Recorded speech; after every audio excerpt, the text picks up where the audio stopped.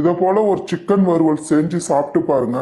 இதோட டேஸ்ட் ரொம்பவே அட்டகாசமா இருக்கும். இப்போ ஒரு மிக்ஸி ஜார் வச்சுக்கலாமா. 1 டேபிள் ஸ்பூன் அளவுக்கு மல்லி சேர்த்துடலாம். 1.5 டேபிள் ஸ்பூன் அளவுக்கு மிளகு சேர்த்துடலாம். 1 டீஸ்பூன் ஜீரகம் சேர்த்துடலாம். இது கூடவே கருப்பு எள்ளு 1 டேபிள் ஸ்பூன் அளவுக்கு சேர்த்துக்கலாம். ஒரு 6 கிராம்பு, சின்னதா 2 துண்டு பட்டை, மிளகாய் தூள் 1 டேபிள் ஸ்பூன் அளவுக்கு, 1/4 டீஸ்பூன் அளவுக்கு மஞ்சள் தூள். இப்ப இதெல்லாம் சேர்த்து நல்லா அரைச்சு எடுத்துக்கலாம். தண்ணி ஊத்தாதீங்க, அப்படியே அரைச்சு எடுத்துக்கங்க. நான் 3/4 கிலோ சிக்கன் எடுத்து கழுவி சுத்தம் பண்ணி எடுத்து வச்சிருக்கேன். நம்ம அரைச்சு வச்சிருக்க மசாலா இதுல சேர்த்தலாம். எவ்வளவு சிக்கன் எடுத்துக்கணும் அதுக்கேத்த மாதிரி தான் நான் அரைச்சு வச்சிருக்கேன். கூடவே 1.5 டீஸ்பூன் அளவுக்கு இஞ்சி பூண்டு பேஸ்ட் சேர்த்துக்கலாம். 1 டீஸ்பூன் அளவுக்கு லெமன் ஜூஸ் சேர்த்துக்கலாம். கூடவே தேவையான அளவு உப்பு சேர்த்துக்கலாம். இது கூடவே 1 டீஸ்பூன் அளவுக்கு எண்ணெய் சேர்த்துக்கலாம். நல்லா கலந்து விட்டுருங்க. இந்த அளவுக்கு நல்லா கலந்து எடுத்து வச்சிருங்க. இப்போ ஒரு கடாயில ஒரு 3 டேபிள் ஸ்பூன் அளவுக்கு எண்ணெய் சேர்த்துலாம். 10 பல்லு பூண்டு எடுத்து நல்லா தட்டி வச்சிருக்கேன். கூடவே 2 பெரிய வெங்காயம் நீளமா கட் பண்ணி வச்சிருக்கேன். இதையும் சேர்த்துக்கலாம். இது ரெண்டும் சேர்த்து நல்லா வதக்கிடுமா. ஃபர்ஸ்ட் இந்த அளவுக்கு வதங்கினதும்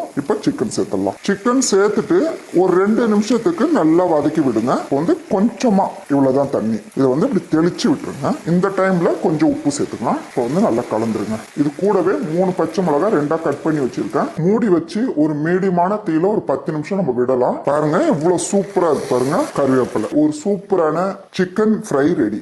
கஷ்டப்பட்டு வீடியோ போட்டும் யாரும் சப்ஸ்கிரைப் பண்ண மாட்டாங்க.